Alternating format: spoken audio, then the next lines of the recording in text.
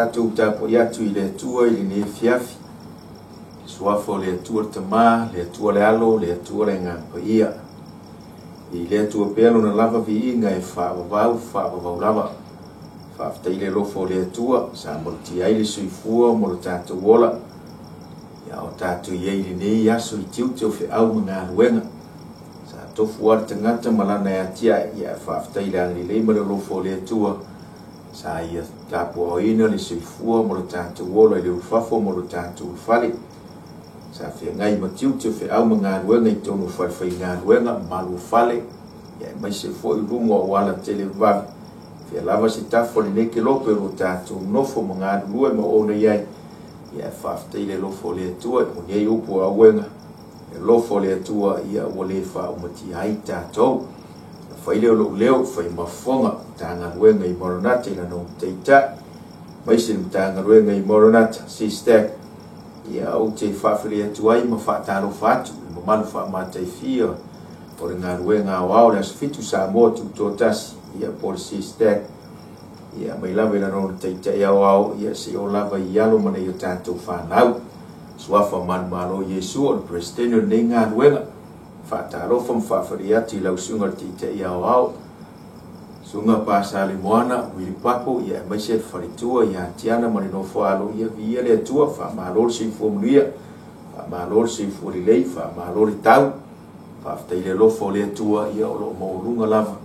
E angali leima leo lofo le atua leo lua se fuori tino sili al se fuo whalenga ia wari te inga le whiau mari ngā ruenga le atua whawhire atu foi mwhaataro whatu le official committee au le au tusi pasa pali ia feta ma le ainga ia e mai se foi ia le te uolo le ngā ruenga au pasa uitu alangi ata taru wasa ma le ainga ia le atua wha malo i o lua tiute mo whai walo filima ia wari whiau mari ngā ruenga le atua Taro fatu foi teitai mtanga ronge fia mo to wainga mo maru la ufainga renga po ia foi fe au malo manu malo mas foi o fore tua malo manu malo ia mai se le senga na wa pasa foi fe au a o se o lava itia mai ia le tua rinea fiafi fa filet foi mfa taro fatu le mo malu fa matai fia nga renga o nga te tulanga tofi no fatu lo mo no fatu ia mai lava i mo stele se o lava i mo ngaiti Ia lava se tafo neke lope ro ngā rue mau auna iai.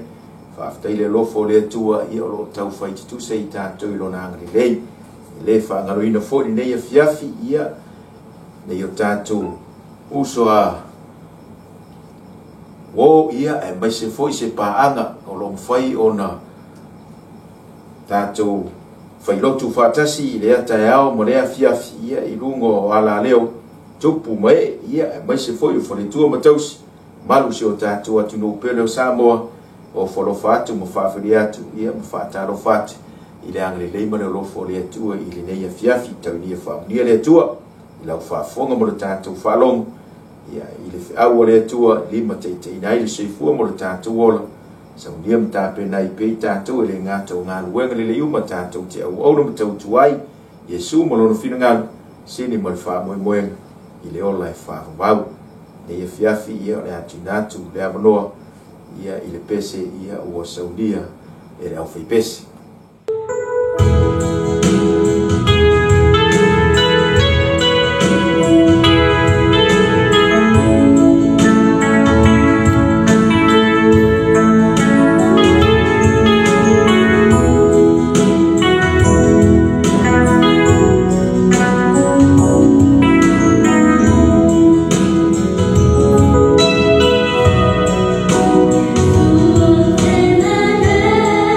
Oh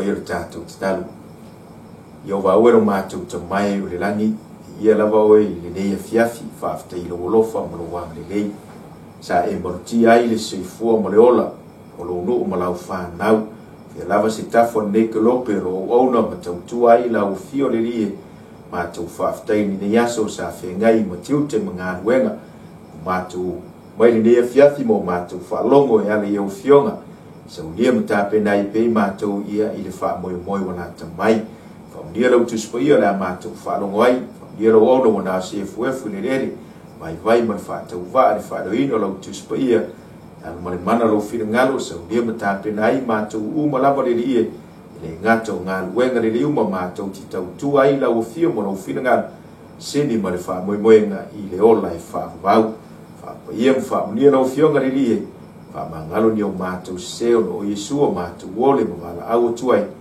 amen la mo se matua fe au le tu le nei fiafi tu si mai fe ngai ni tuai pe fo i lo fale o nei fe te wina le mo Samuel o no ta peaceful malirua ia foi po sumo le valu si o lava lu sumo le lima tai ono tatu taimi ia la umaia nei so fa itawi mai fa talanga mo Samuel ta po sumo le lua fa po lua to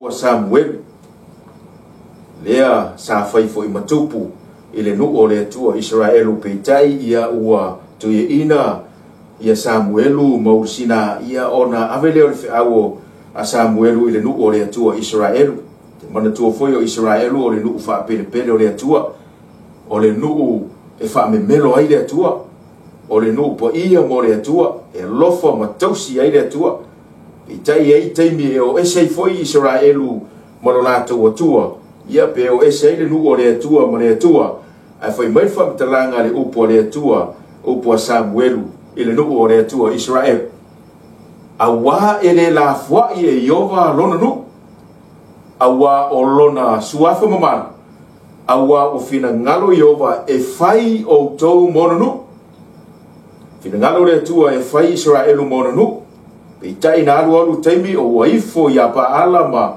matupua i Asaira ona to asale o le atua ya Israel ona fai mai le upua Israelu ya Samuel e mafai ona e fautua i le atua ina ia le fano i la tau aisa wa sila mai le atua wa ese awala wa savavali ele nu o le atua wa ifo i tupua wa yele fo valenga wa mana so la tau tupu aulo iai le atua soifua o le tupu pa mai le fa matalanga le upo le atua Samuel ele la fuai e Yova lona nu aisa awa ua sila fia e Yova pe fina ngalo Yova e fai o to mononu pe a fai to te matua muli a Yova pa mai le fa matalanga le upo Samuel o hau foi ia mamau ia te au no uanga sala ia Yova i lo tu uo le fautua mo o to ai o te fasino fo ia te o to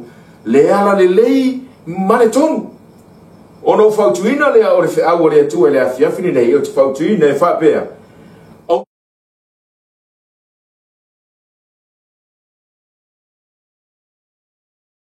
ngo le tu le afia fini nei o le fe au mo nga ruenga le tu po le kalesia sistek po itatou fo yo mo le avno e fa ngolo ai e mana o le tu ia tatou savavali i ala le lei ele ngata o ala le lei a o ala tonu pe fai tau fa mtaranga tispaia ia Ioane sufa fa po ono tala Yesu au nei o le ala o pumoni maleola e le alua tu lava se tasi le tu tama pe ale ui mai atia na tu le fa mai fa mtaranga tispaia fa mai le upo Samuelu Israel o te fasino ia te o tou le ala le lei o te fasino ia te o tou le ala tonu ma fuana na ave fe au le tua ia i le tusi o akai ma le fisili foi le mo tatou sistek le fiafini nei o a mai o ta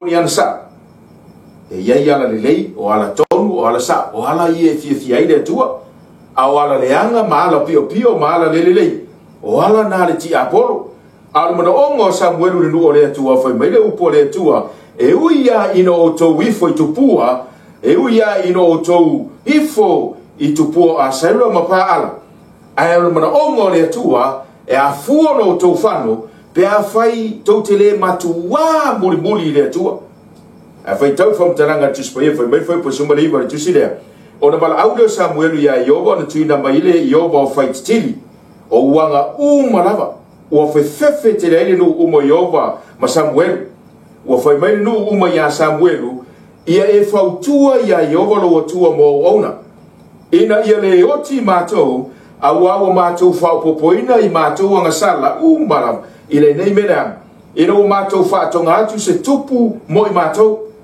ina wasi le feel no ore tu ma Israel o to sale tua fa mai le au ngani Israel wa vea Samuel ia e fai mafsota inga lo la tu va ma tua Samuel ia e fautua ile tua ina ia one yo mai le anga sala pe one fano i mato ai foi mai fam talanga le upo le tua le upo Samuel le no ore tua foi mai ona foi atu le Samuel le no au ato te fefe e ui lava ino tau whaia mele anga uma tau lava ina le tu ua e o tau o na muri atu ia yo ai o tau au auna ia Yoba mo tau loto atoa vai o porusu tas au a foi tau te o ese ia te ia au a o tau o ese o na muri atu le o tau i mea whatau waa wale au ngā fo ia te o tau a wai whatau waa i la tau vai o porusu manlua i le matua i la fiafri nei awa ele la fwa e Yoba i lona nu ono lona suafa mamana awa fina ngalo Yoba e fai o tau mono nu poreale le anga o Israel poreale to i lalo mofia le nu o le atua i tupua ma mea o le neise i fuang ai ale anga le leima le lofo o le atua fai mele upo Samuel le nu o le atua e uia ina tau anga le anga mo tu o ese mo le tua i le tero taimi mai foi tupua ai a fai to te matua muli ya Yoba mo tu loto atoa mai fa tananga tispai o no tu le fano le ma fo ana fa tu nai a o le tua sister o te fa sino ya te o tu le ana le lei maliton o le onga foi na o le tua na mana o le tua ya Israel pero foi atu Israel o le lu fa pere le tua o le lu e lofa ya le tua o tangata e fi nau mo le tua e ai te meo ese le tua e to ile lofo le tua e fa pena fo le se fanga le tatu te olai e foi te me te alu le tua e to e fo i tua e vai e tu fo i lau e to e sal fa me le fa taranga tu spai e fa o le tua na ave ya akai i o to ma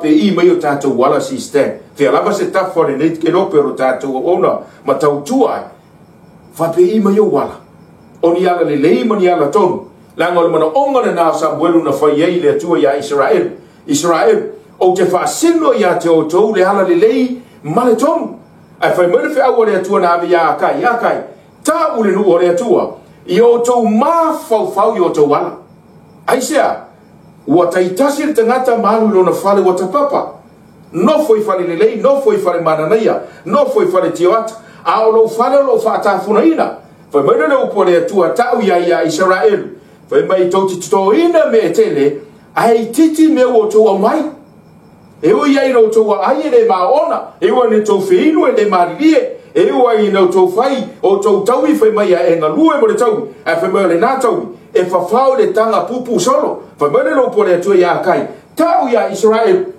yo to ma fau yo to wala fa pe na fu fi au mo oil ne fiafi sister le ai ngore tua o fa pe i mai o tato wala i tono fi au mo nga le tua fa mai fa mtalanga tu spa ile pole tua tu sha kai ya ma fau yo to wala hala fa mai lo po Samuel o te fa sino ya te o to le ala le Mariton, ba fora me o puta bita salamu tol ro fe pe ba o te ha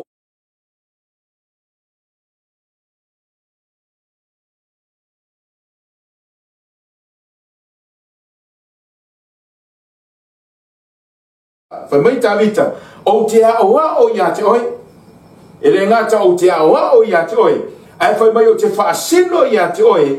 Le ala e te savari ai. So se ainga e awa o e mātua le whanau i ala li lei. I ala e savavali ai. E ola ai. Ma so i fua i te tono le upumoni ma ngā lue ai. E whapena fwe le upu le tua whai mai ta vita. O te awa o ia te oi. Ma o whaasino ia te oi i le lava ala e te savali ai. Hala o le tua. Hala o le whi aumani ngā luenga le tua. Hala o le upumoni. Whai mai le upu le tua. O te whaatonu fo ia te oi. Ma ova ai ia te oi. E wha mea te tere nei. Ma na au ta vita e tau mai le fiafiri nei. E re ngata e au au. E te ofu mai le upu le tuspai e. Tuspai malawa e mai le nganga o le tua e au au. E au au i e whaatonu. Se o ina whaapoto i tātou le ami o tonu. Whaaftei le tua i lea fiafi ma lea tae au. E te whaafonga mo tātou whaalongo ai lunga o le YouTube. Ia au au mai tātou ma whaatonu mai. I ala o le tua. Fina ngalo o le tua. I le me mana o le tua tātou te whaia. Ma wha mai tā vita. E le ngata o te au au. O te whaatonu. O te whaasino i ate o i ala e savali ai. Ai whai mai whamtalanga tuspaia. Ma ova ai i ate oi. Me leo salamo tolu sufitu whaupe lima.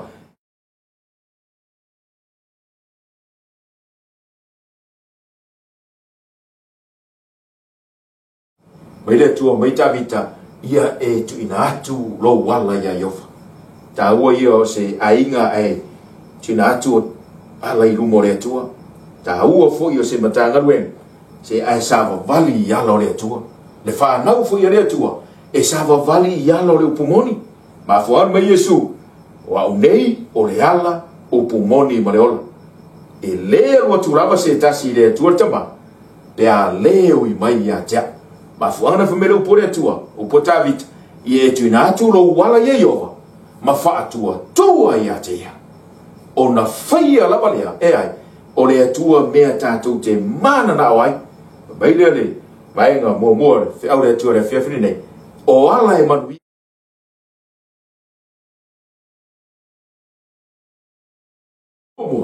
Sister, le ala mua mana o le atua e tau mai ate. O e mau le a whiawhiri nei. Ma tau i le.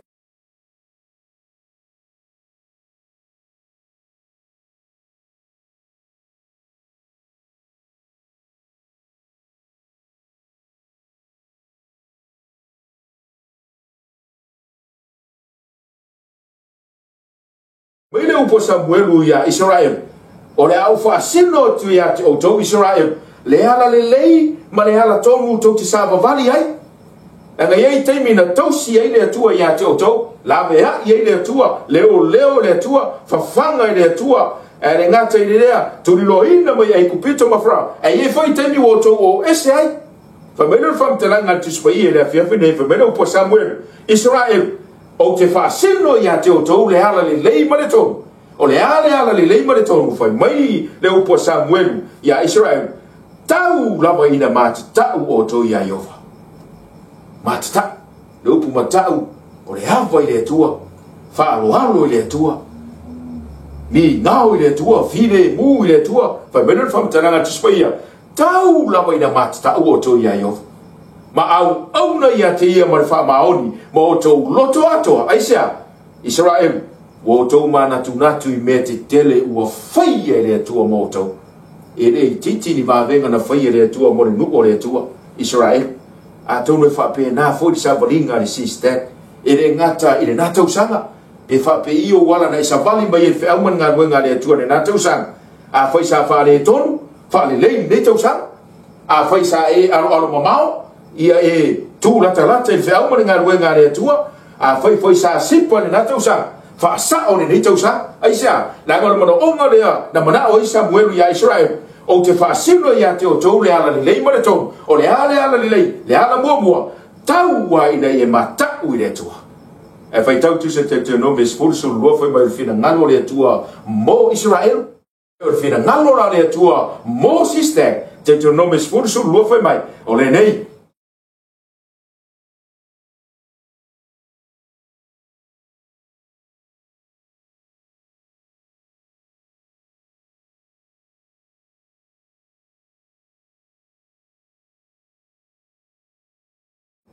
Fe au le tua sister foi mai. Tau ai e matau ia iova lo tua.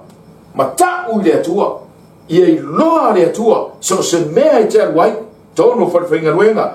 Tonu wharapotonga. Ia loa matau le tua. Lua foi mai ia. Ia e savali i ona ala malava. Ala le tua.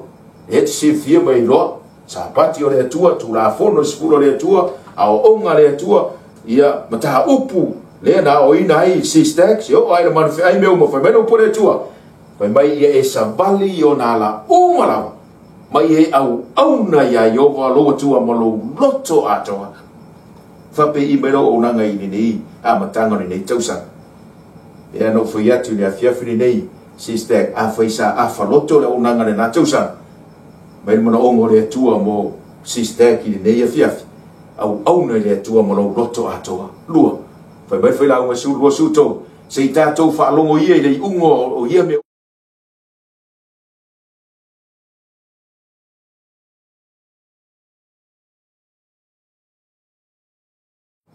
me ori ungo ia me uma foi mai sister que matau le tua pero foi atu le upuna Samuel no foi a Israel fa seno ia te ole ala le leima le tom tau ai ia mat tau ia ile tua tau ai na mat tau ia yo a le foi mai tu se foi la uma ele ngata e te matau le tua ai ana ia na poro inga usi ta ia na poro inga tau si poro inga se furu le tua ele ana o le tausi le iwa ai soli le tas ele ana o le tausi le valu ai soli le rua ai ole ana o le usi sita i polo inga espulo le tua e tausi uma polo inga espulo le tua e au fie manan polo inga fa le sa pati numero fitu le tua ma le lupo le tua se fa longo ia e mata u le tua ba il vaenga so ai na o le tangata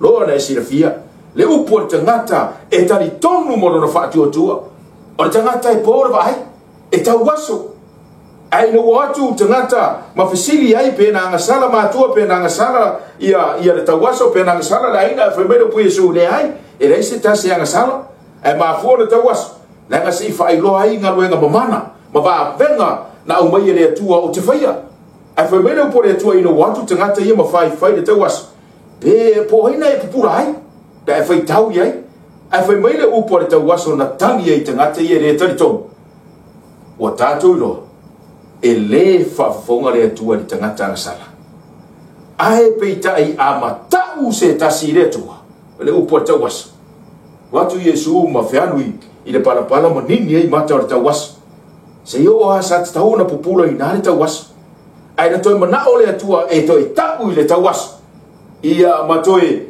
mana ole atua e toe faatupu tele pe le tali tonu pe mata e te le faatu atua ale tawas ina wa umona ni Yesu mata le tawas i feanunga ona foi mai le upo Yesu le tawas alu le murmurunga la fai se ro pe alu le taelenga wingo a winat ina ia mafai e te watu e tau le murmurunga ma le taelenga ona e murmuru ai lea ia ona e pupulu ai lea se yo na tali tonu le tawaso mo lona faatu atua mo lona usta na halua fa mata ano sese i tātou i le nei afiafi ia e umalore me tasi ngata lor faatu atua ia whaiatu le teitai pe whaiatu ia teitai na ngā ruenga ia por whaifeau e te aruatu e whaile simerea ia ona e to mumu lea pe te mui mui ai whamena upore atua e na umana nini e Yesu mata le tawas ai toi whaatonu ele e Yesu alu ta elema saule wa pupula ai whai maile upo le tawas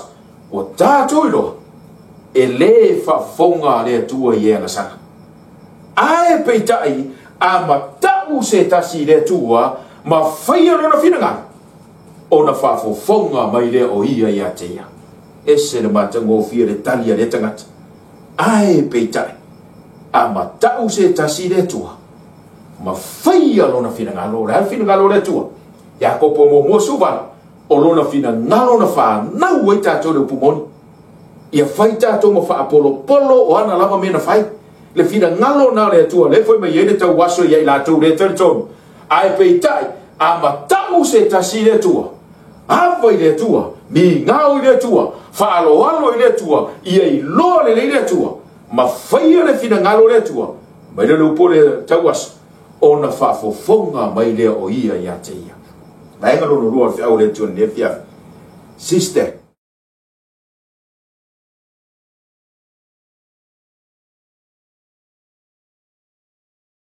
ile nuko le atua Israel. Fa mai le upo Samuelu i Israel o te whaseno ia te o tau le ala le lei. Le ala tomu. Le ala e mana o ile atua. O le ala e manui ai le nuko le atua. O le ala e te manui ai. O le ala e manui ai ainga. Fa mai le upo Samuelu o te whaseno ia te o tau le ala le lei. Ma le tonu. Le ala le lei. Le ala mua mua le ne vai ai. Tau wai ni o tau matu tau ile atua. A le ala lona rua le mana au Samuelu e tau le nuko le atua po le nuko filifilia o Israel. Fai mai le upu si stek au auna i le atua ma le whamaon i o tau loto atoa. Whape i mai lau unanga i le nea fiafi. Whape i lau unanga i le nā tausanga. Sa e au auna whapa ole pe sa e au auna bava ai pe iei le taitai, pe iei le whiwhiau, pe iei le toina, pe te au auna i te bava ai le unanga resi. Ala mana onga le au le atua le afiafini nei. Whai mai, au auna i le atua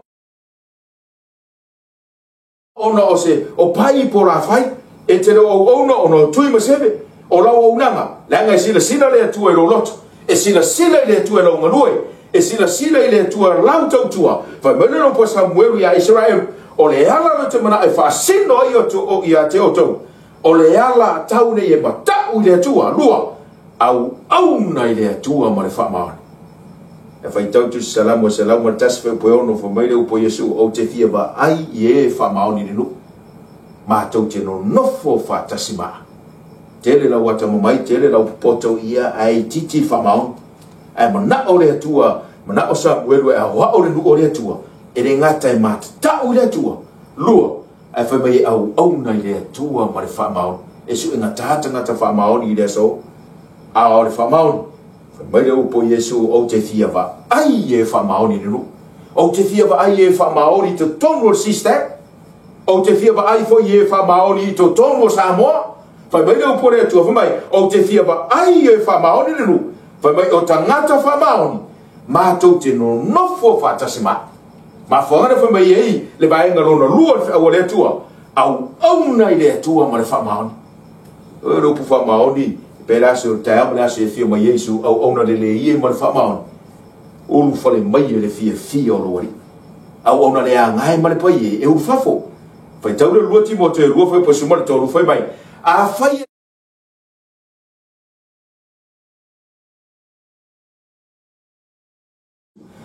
fai o te le whamaonia. E whamaonia Yesu.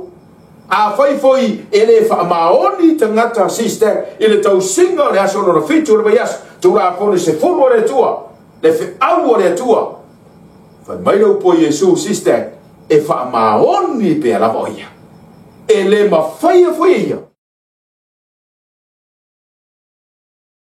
tu ringo le ngaluenga te fafiti e ai te me tau e ngaluenga le tua le tino marane ngal ona e fafiti le o le whaiwhi auto ina ti a kono te ngata rotu sos te ngata e whaafiti ai whai mai leo po Yesu i le awhiawhini nei a whai e te le whamaoni e te le whamaoni o le whaiwhi au e whamaoni a Yesu a whai fwoi te le whamaoni o le toi ina i ti ute le whi ngā ruenga lea tua i tui tafutafo o le whi ngā ruenga e whamaoni a Yesu whai mai leo po Yesu e le ma whai fwoi Yesu o na whaafiti a te ia Peno foi atu e iei teime te whaafiti ai.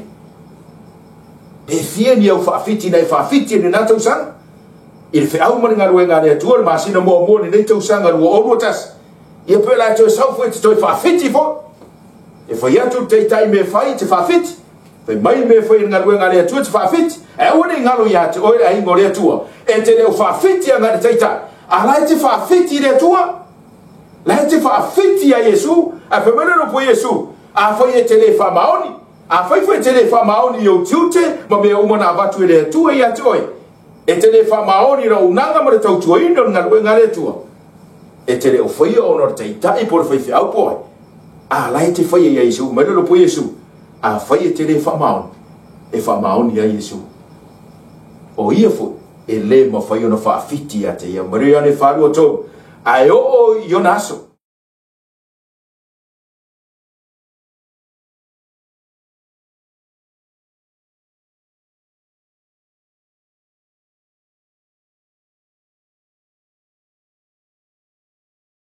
ta po ingor fa na wore tua a ingor tua sister o fe lava se tafo ne ke lopero ta to ia e lava ne ta to vo ia mara fa natura le fa ama i le covid ai ta li tonu le loto marenga o lai ta pua i fa maoni le ai ngore tua ai sia langa e lo le sister le fina ngalo le tua e lo e sister le fe au marenga wenga le tua le upumoni le tua o lo so i fua mo lai tangata le tua le fe mai le upo le tua awa e o mai Yonas wo o ne fo tai me le o tatu ia o e tapua i famaon la tau te tapua i le nganga ma le famaon e fa tau tuso mata i o mai tapua i fua mai la tau ia tia i lo la tau fai mamata upo polo inga tangata polo inga tangata o le Sunday le aso le la le ua yaso a o le aso lo na fitu le aso tapua i le tua numero fitu le tua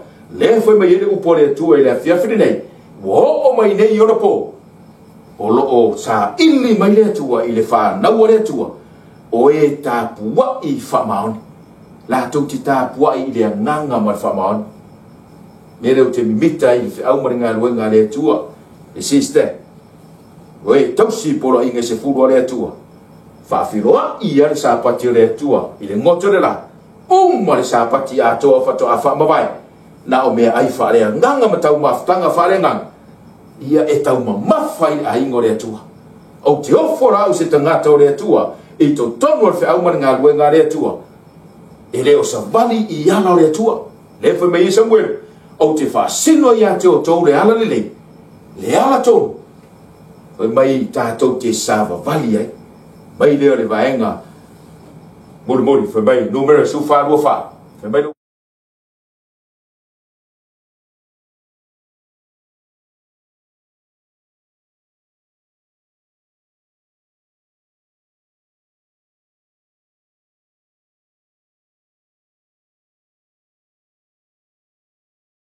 o le vahenga le na tala no ai Samuel o le tua o te fa sino ia te o tau le ala lei ma le tonu fa mai le ala lei ma le tonu e mana o Samuel e tau ia Israel e manuia ai o le mat tau le tua lua au nei le tua ma le fa maoni ma loto atoa loto pe loto Kalepo loto pe loto Yosua fa mai a o la o no Kalepo o ia te ia le loto e ese ia ilato tele tangata na malanga fatasi makalep inu o le tua matangata o le tua ai sila mai le tua i le fai ngā malanga sila mai le tua i le folonga e ese ya le loto kalepo ai sia fai mai na matua muli ai le tua fa pe i mai lo loto o le toi ina ni ne fiaf ai ha o le fai fia ai ha o le tangata loto ai ha o le tangata tofi pe le tofi al mono ongo le tua le fiafine foi mai le upo le tua aula o no Kalepo te manatu fu foi le fiafine le te fa pe ifo aula o no ala monu aula o no tui aula o no seve era foi mai e esse mai ale loto dai ne fiaf falongo ina se leo ti nga i tono au maringa wenga le tua se tatu ngā ruenga i Samoa tasi o toa manu so ina ia lanu whaafua a mia le malanga le mariu mareoti i leo se ata mai po se poto o te ngata ai whaaftei lea wauna i lea i sese ngā ruenga sistek e le ilo lea unanga a lea usua wauna usua to ina misia le au penga o mau le au penga e le ngata misia le wharitua misia le ainga misia le mitanga ruenga ai misia le ngā ruenga o eisea leanga o la o ona lanu faafua wala au ia ile tua ala o ona matau fa pe na fo mo no ngole tu fa mai ala o no kalepo e esse ma ya le loto tele loto ai esse ya le loto kalepo e tele le nu ole tua al siaki le tua la siaki sa valinga le nu ole tua e esse ya le loto kalepo fa popo to i mo le loto yo sua isia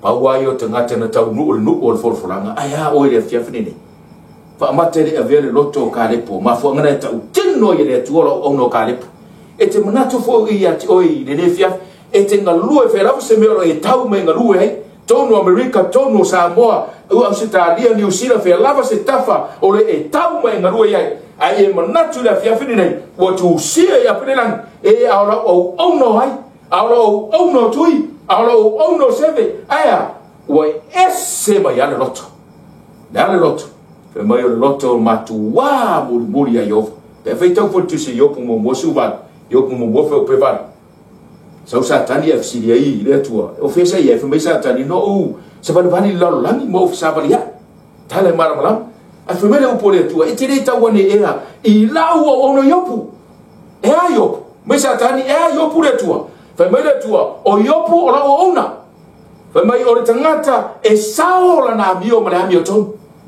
o le tangata e mata u le tua o le tangata foi le sua fa ya yo pu satan e alo esse merea e fai tau mai le tua le orango yopu e mai tau mai le tua le soifuanga yopu soifuanga kalepo soifuanga yosua aya o ma u le fiafini nei ma fo me no po le tua satan e te le itawane e ai la o no yopu e le ai se tasi e tusa mai e le lalolangi ea o la o ona e mata u ia ta e sao la na mio mo le amio tau a se au ono foi alo esse mereanga ma fo ngana fe mele au re tua fe tau tu se mia de ngato le loto ka le po mo Yosua loto yop fa pena foi ro fina ngalo mo tatu loto siste e tau ro siste ko ngalo nga tau ve ala va se tafa lo nga rue me onai nei tau ma fo me tu se mia ro fa pe fitu foi mai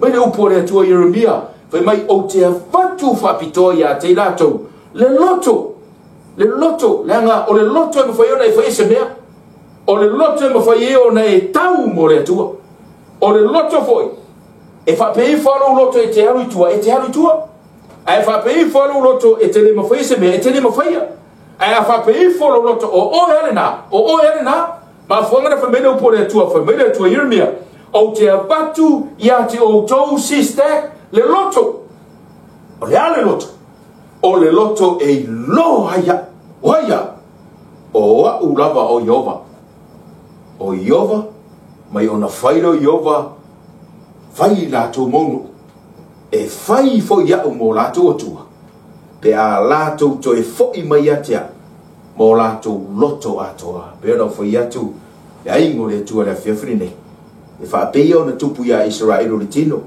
ye te me o mo le tua o ese mo le tua ifo tupua ifo fo i le lalongi fo i tu le nom e fa pe na fo le se fonga le tatou te orai ifo i te me te alu le tua e fia le tua e te ngalue mai fia me e matua fia i lo loto a tona nga le tua ai se ta mai tala loa ia pe te fa longo lo sa e fo i lo i tua e fa me le upole tua Yeremia o te fatu ya te la tore loto o le loto i loa fa pe i lo loto le fiafrine la se loto lo ai tau wai mo fe au ngā re tua te lava se tu o le nei ke lope e tau me no au ona me ngarue me lo pole tua le ai ngore tua te fatu ya te la tore loto o le loto i loa ya wa ulava Yehova fa me le tua fai le o to mo no o ka se manai fai le sistek mo no pe fai la we ka le sia mo no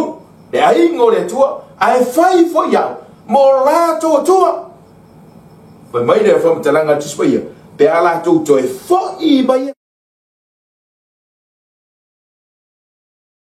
na oi le tua sister po ati nga mo finga taro tatu ai po a fa ma i le tu fa tai le lo fo le tua o lo alanga hinga au le tua yo o se tatu te yo tu le soifua tu o tau sang ai o lo yai ale me lo fa le tua o le avino le au le tua aisia e le po le tua amu ia le matai le au e mau o me lo matai au lo fa pe ona fai vai le vai nga mul fa o le tua le fefrine sister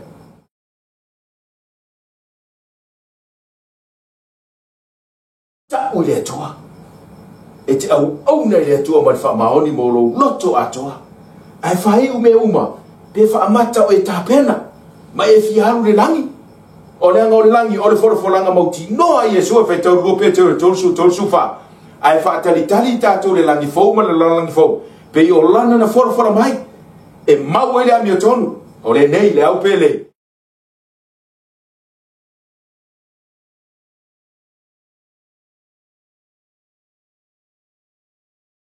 ale tua le ai ngore tua mai le upo Yesu o saunia ia le langi fo ma le langi fo tau le ane sofa mai o te alu ai o te toi sao Filipe toru lo sfulo lalo nei lo so tātou no na se nuku mana o se lalo langi tātou ti au no matau tu ai au o saunia ma tā pena Yesu le wha moe le resiste o le langi ma le ola e wha wahau me lua pe toru whau pe iwa ma le sfulo e te wha tali ma le mautinoa e te wha tali ma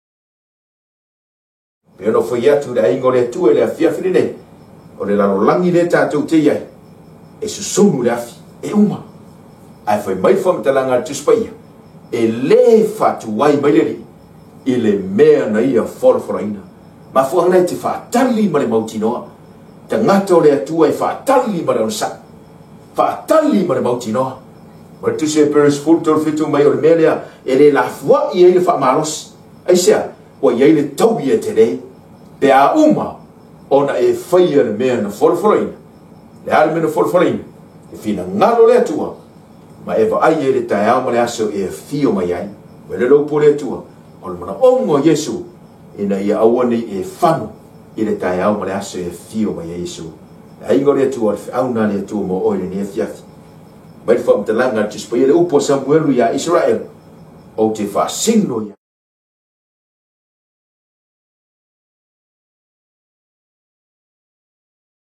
o alanga e manuia le ale tau ai le yamata tau le tua lua au na le tua ma le whamaoni to au na le tua ma le loto atoa te loe whape na foi le mana ongo le tua mo siste ia masamo atoa o le mana ongo le tua o te whasino ia te oto le ala le lei ma le tonu le ale ma tau le tua apa ile tua ni ngao ile tua la lua fa maoni ile tua fa maoni so se mea fa maoni to au na ile tua ma le loto atoa fa mai le au ile tua le fia fin nei sister o te fa sino ya te o to sister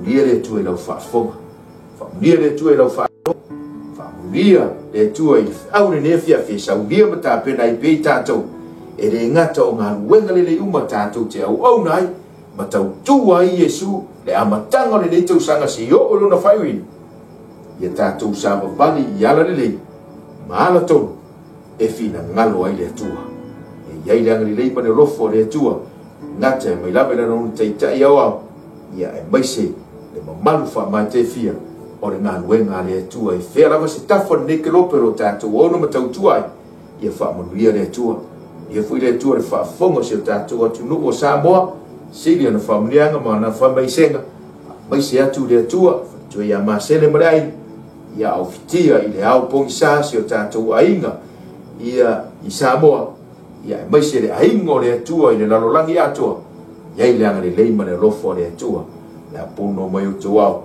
whai o tātou titano mātou ta mai o le langi mātou i ia mo whaaftei lau fio le neia fiafi whaaftei tele lava le atua i lo lofo mo lo wanga le lei mātou mōfo neia manoa mātou te whaalongo i lo fina ngalo o mātou i loa i le ala o lau fio e au na mātou saba vali ai o ala li lei o ala tonu le rie e ia mwhai o na manuia ai lau fi au mo lau ngā ruenga manuia ai te tonu o mātou ai ia ma manuia ai le tangata lava ia mātou ore lau fio whaunia lau upu le li ie ia whalau te reine roa nganga pa ia lau fina ngalo sa unia matapena i pia i mātou le rie le ngata o ngā ruenga le li uma mātou te au au na matau tua ai lau fio mo lau fina ngalo sini man fa mo moenga i le ola e fa vau fa mira nga wenga wao yesi o matu te tai pa so wili mai se nga wenga wao fe lava se tafo ne ke lopero tau tua mo onai ia tau fai tu sei matu i lo wanga lei fa ma fa mai se lo nga le fa tu ia ma se au a mia lo ona to ina ya ran malanga mo liu mo le oti ia ile anga lei ma le lofo la o fio fa mangalo ni o matu se mo ni o matu wale ia i lo suafa Yesu e fa vau lava. Amen.